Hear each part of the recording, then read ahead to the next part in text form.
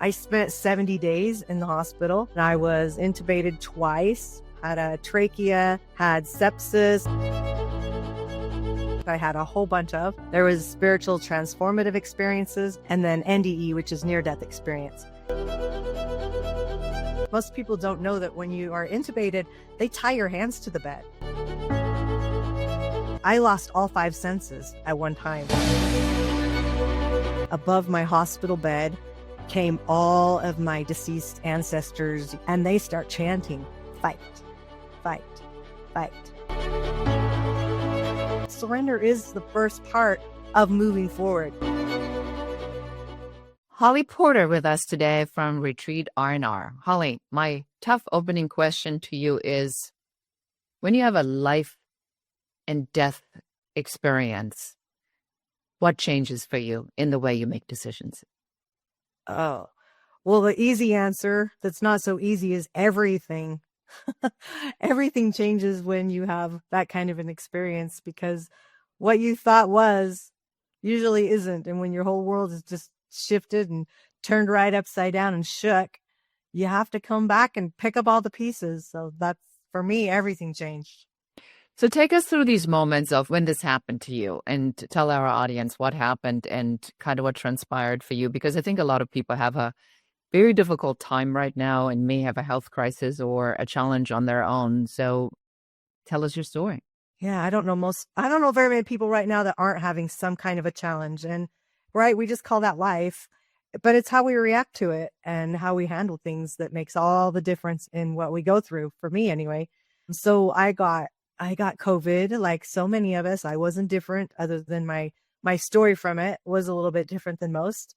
I hope it's relatable somewhat to some people, but I never thought I would get COVID. I just was a really healthy person. Maybe I didn't take enough precautions. Who knows? Doesn't matter. It happened, and this is why it happened. But I spent 70 days in the hospital, and I was intubated twice, had a trachea, had sepsis, and a couple other life-threatening infections. Any one of those could have taken me out. But the first 3.5 weeks of my time in the hospital, I had many experiences. I didn't know there was anything different than a near-death experience. Later, I found out there was out-of-body experiences, which I had a whole bunch of. There was spiritual transformative experiences, STE, and then NDE, which is near-death experience. And I had all of them, and didn't know there was different names. We label them, but they made different. And I could tell in my experiences, I could tell if I was having a bad dream, a lucid dream, a nightmare, bad dream, or out of body, near death, or spiritual. Like, they were all very definitive for me. Yeah. So the first question I have is, were you a spiritual person before, or was this a transformation and a trigger point for you? Yeah, I would label myself religious spiritual, and now I think that's flipped, more spiritual religion. And what did you do before all of this happened? So you were a successful business person. Yeah, I've had 11 startup companies, not counting little ones I've helped my kids get involved in. And I just got bored easy. It's not that I wouldn't finish things. I just had usually 2 or 3 companies, sometimes 4 at a time between my husband and I. Several have been 20 years or more. So it's not like we just shut shop. We just would get an idea and we'd go with it. And so I was always really busy. We raised 8 children. We have 8 adult children now, almost 19 grandkids. So family was definitely going on during all that, and raising a bunch of teenagers in the house. And I think God put me in a coma a lot of that time I was in the hospital, so I would sit still to listen to the next steps. I think it was just that I was so busy in the doing that I wasn't sitting in the being. And that's what I needed to learn. And I still get those lessons when I have little setbacks from the long COVID. And this year, after a 10-week setback, I finally realized 3 years later into my setbacks, that's that same message. You're not listening, and you're a little off track. I'm going to, give you a little health setback so you can do that. And I think others can learn from that as well, that sometimes we don't realize why we're going through challenges and things are happening to us. And if we stop back and just use a little bit of discernment, use a little bit of intuition in that, you might figure out it could be a reason that's so easy that you hadn't figured out before. So let's stay with that here for a second. So how does somebody figure out that a catastrophe of some sort or a health crisis, or in my case, the fire, that it is not happening to you, but it's happening for you? Because this is not an easy thing. So what can we tell our audience on how to manage that? My gut reaction when you ask that is not living in the victim mode. Because I think when it's the poor me and this is happening and why is this happening? And I did that. Why am I laying here almost dying? And my prayers change. It's like, either get me better or get me out of here. Mm-hmm. And I think it's just sitting back and listening, and then listening to what for you, because everybody's going to be different. We all have intuition, whether you believe that or not, you do. You have that gut instinct.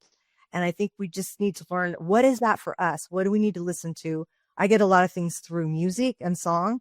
I get a lot of answers through symbolism.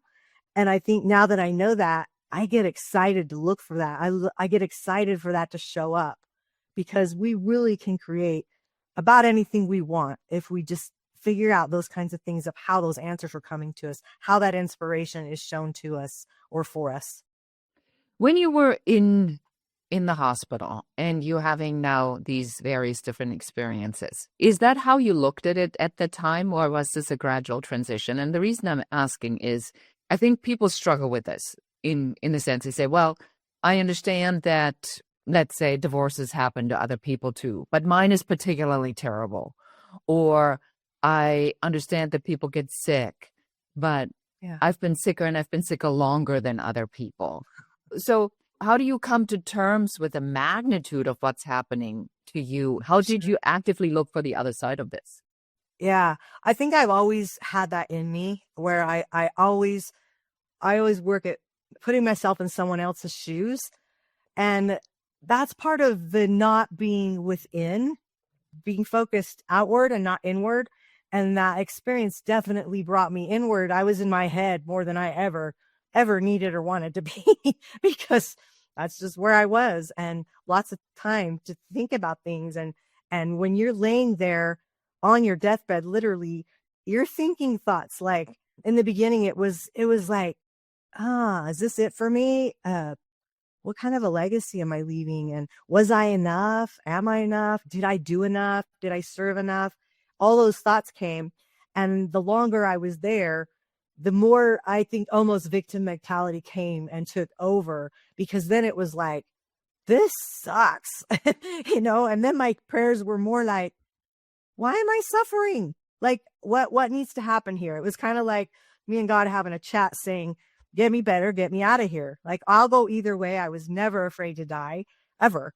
So I think it was just those thought process. So I think it's just like the grief steps. I think life and death have steps of their own. I've never heard that before, but there definitely is that process that you have to go through within when you know you're on your deathbed. Are you saying that you had to surrender in a completely different, on a whole new level? I because as I'm going like through now almost the first year after the fire took everything, and surrender has been the theme of this. Yeah, it is funny you say that, because my book launches tomorrow, and it's called Near Death Shift, and the shift stands for surrender, hope, intuition, faith, and transformation. Let's just stay on there here. You rendered basically incapacitated. Yeah. But your brain is still going, but your body isn't. My brain's a mess too. COVID was a brain disease, so it was a mess as well. Take me there and help me understand sort of how you maneuvered this, because it sounds difficult. Yeah. Interesting you say how I maneuvered it, because a lot of times when I was put in a coma, several times, they were medically induced, but sometimes they would paralyze you, because your body's so sick. That's the only way they can feel like they can heal it, is to just have you totally still. Not that I was really fighting anything. Most people don't know that when you are intubated, they tie your hands to the bed. So I'm literally laying there. I was happy when they put me in a coma, because I lost all 5 senses at one time. Well, for several times. So my hands are tied to the bed. Taste and smell are gone because of COVID. I'm way past legally blind. So without glasses or contacts in, I couldn't see who anyone was unless they were about 8 inches in front of my face. And then I could only see their eyes, because they were wearing masks and hat and gowns. So like everybody looked the same. The ventilator took like 90% of my hearing away. So it sounded like Charlie Brown's school teacher. Wah, wah. Wah, wah, wah. Yeah. So I mean, think about all five senses at once. I mean, your senses are a lot. I mean, to functioning. And so like, it's that kind of like in your head, want to go crazy. I said, I was happy because I wasn't coping. I'd never had anxiety before. It was off the charts. The nurse were asking my sisters, because they were there every day with me for 24 hours, one or the other. I could have one person. Husband was home with COVID, couldn't come see me for the first 3.5 weeks when I was the worst. He didn't even come until I had the trach. So he never saw me intubated live. And I think just like surrender, it's like, I'm here. I'm okay. What do I need to do to make this better? And I think that's a big lesson for me. And I would hope for others is getting to that surrender point before you're ready to break, before you're at your end wits, and before, you have those suicidal thoughts, all that stuff. If we could just realize, there is a higher power out there, whatever that is for you, it's God for me. There's a higher power. So figure out a way to connect to that source and surrender. And I think we would save days and months and years off of what we put ourselves through. Where did you take your strength from to trust that this was for you? I think once I got out of the poor me stage, it came. I think it came naturally. I feel like I've always believed that we create our own surroundings. I think we get the experiences for what we need to learn. And for me, it's like asking that, not just surrender, but asking that question sooner is, what do I need to learn out of this to get out of it? Like faster, instead of having to keep suffering and experiencing that experience. It's asking the right question. I think asking the right question is valid. That's just like so important. Now, out of the surrender, you had to make some decisions that you didn't know you had to make or that were coming up for you. So take us through what some of the, I'm going to keep this, I'm not keeping this, I'm letting this go. Yeah. Take us through some of these decisions and how they came about. Can I do it by sharing my spiritual transformative experience? By all means, yes. I would say that was the defining moment. So just a little bit of history or backstory to it. So I had my sister, one of them there with me, and I had a cousin that lived in a different state to send a text. I wasn't doing well. And they said, I know Holly's not doing well. Would you please read this to her? It's a spiritual experience that I had, but I feel like I wouldn't normally text it, but I think she needs to hear it. Will you please read it to her? And it was basically her praying for my husband and I and our well-being and to get better. And she became surrounded by all of these spirits and asked who they were, and basically was saying the support and love that we had from the other side. She wanted to know that she felt that. She knew it was there and wanted to know that we had that support from here and there. And so I remember listening, and I remember thinking, oh, that's so sweet. And then they must have induced my coma again because I wasn't doing well. And then I remember being, so angry. And that was the whole victim thing. And that was when I was just like, that's not fair. She's kind of more of a sister cousin. That's not fair. Why did she get that and I didn't? I'm the one here suffering.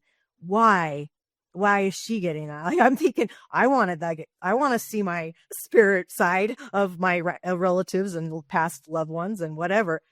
And then my mom had passed away about 20 months before this experience. And she came to me a lot while I was in the hospital, but this particular time she spoke to me. She hadn't spoke to me before, but she'd always come to me on my right side, which a lot of other spiritual healer friends of mine have verified that of like separately. So it was kind of nice to know that these things were true and it wasn't just my crazy brain fog making it up. But this particular time she came and she said, it's not your time and you need to fight.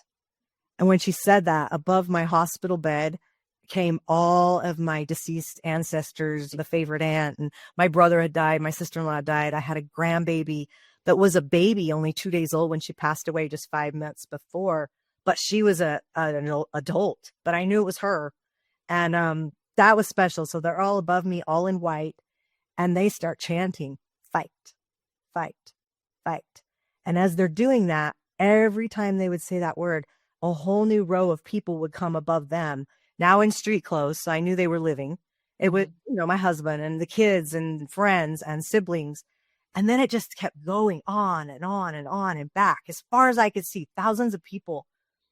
And it was just that moment when I knew, oh, okay, I need to fight. That was like my answer. Like, I just need to fight. I'm going to live.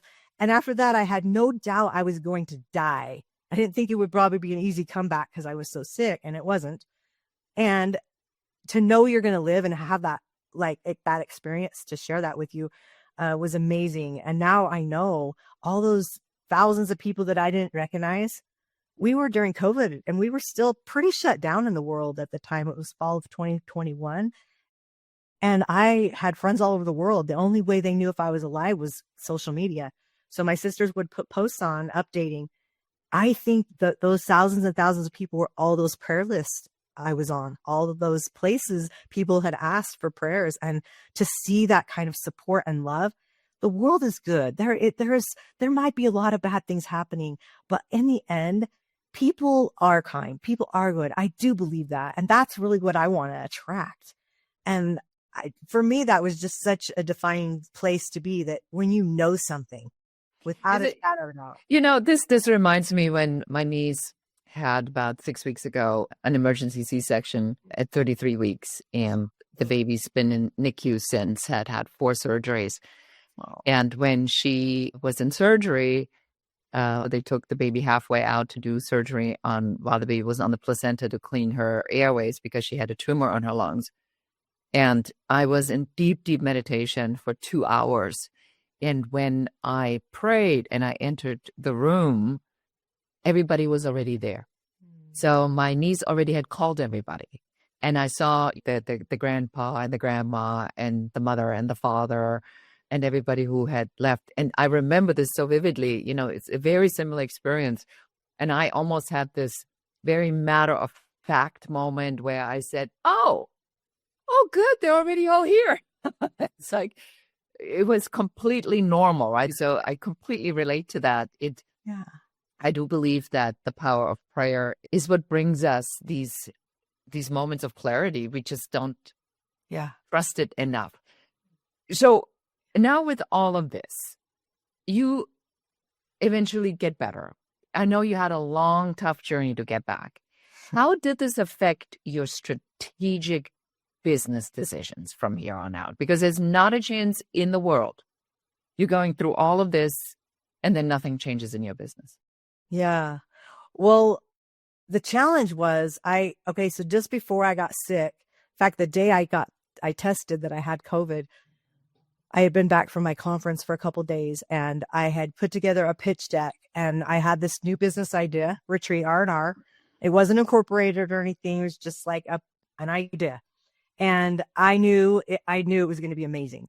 I pitched to a group of about 9 people, sicker than a dog, on a virtual, and got through that. I knew it was going to be a great thing to work with them, mostly because they had a billionaire backer. And I thought, this will be awesome. I won't have to worry about the money piece of it.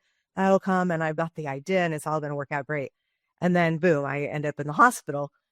While I was in there, I was told 2 things in my near-death experience. I was told not to partner with the company that had the billionaire backer, that it wasn't the highest and best thing to do, that it would set me back, but have it my own.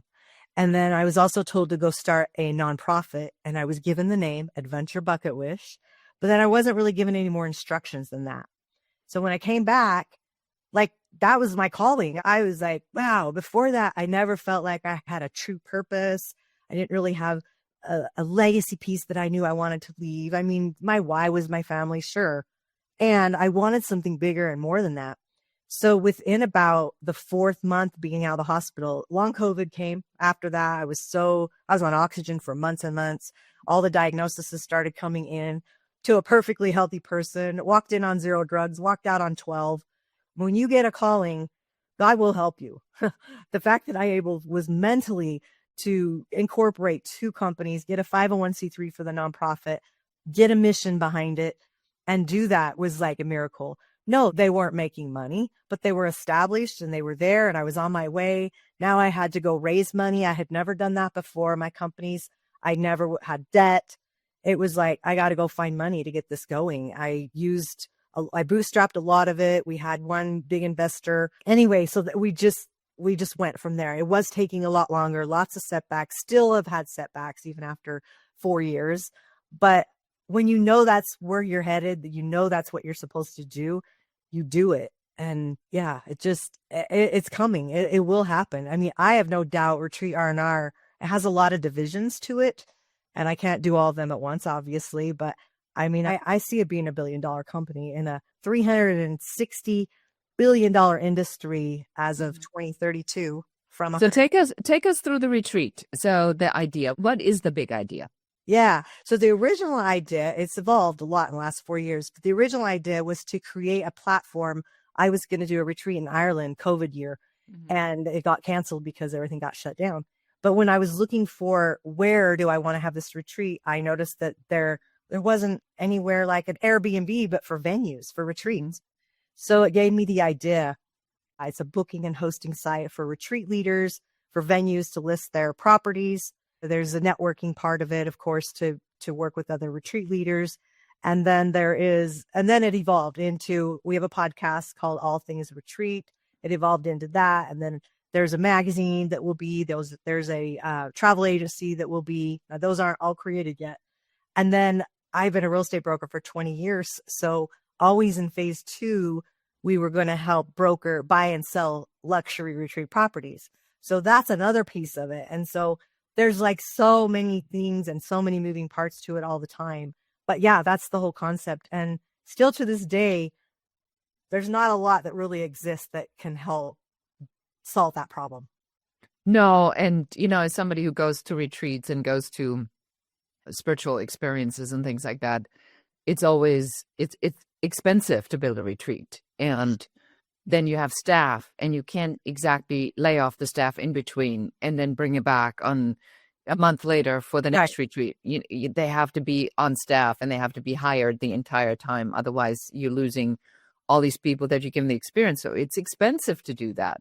Right. And how do you fill these things? Because then you have to do marketing and you have to go to kind of all these places. And then if you're looking for a retreat, where would you go and find one? So yeah.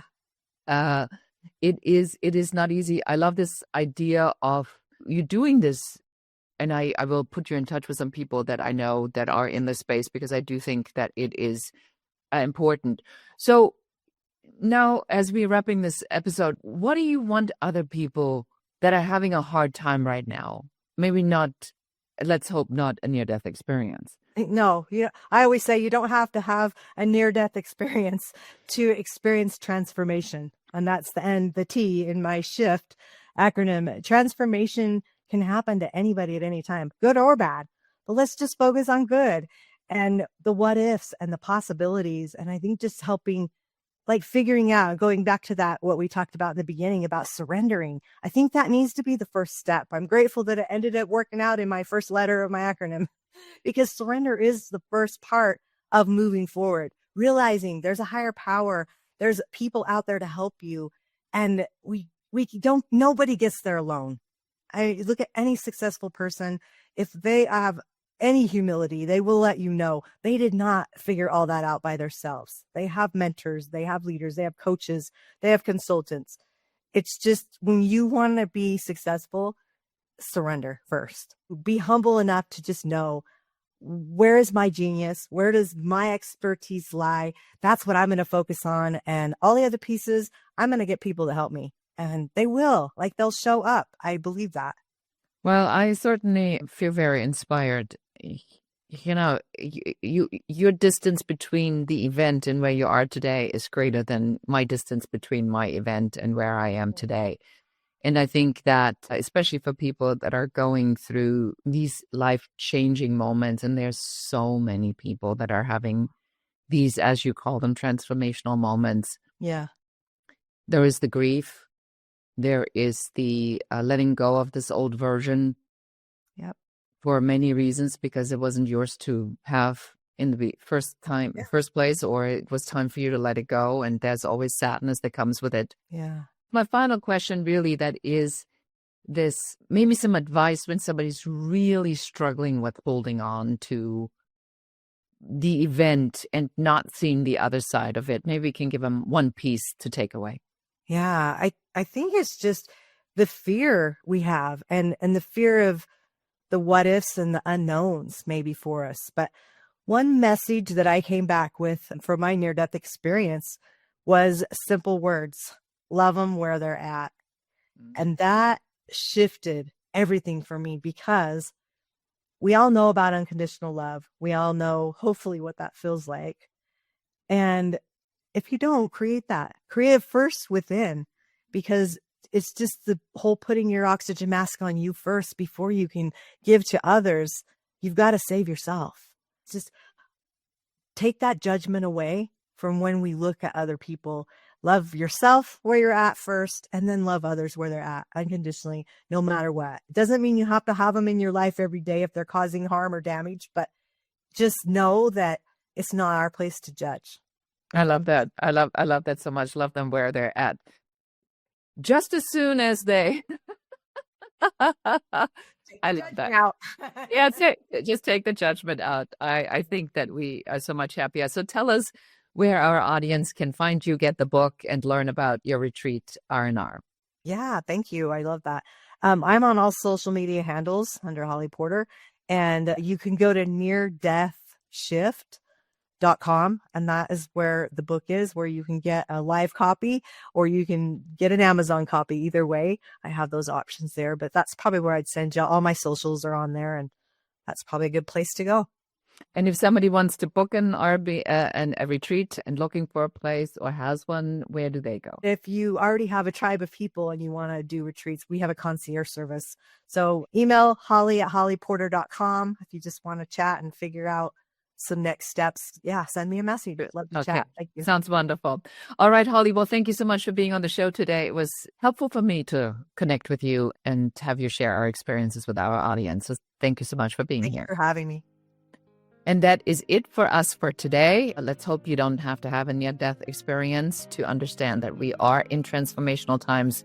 Please share this episode with somebody who you think can benefit from it. And until next time, and goodbye.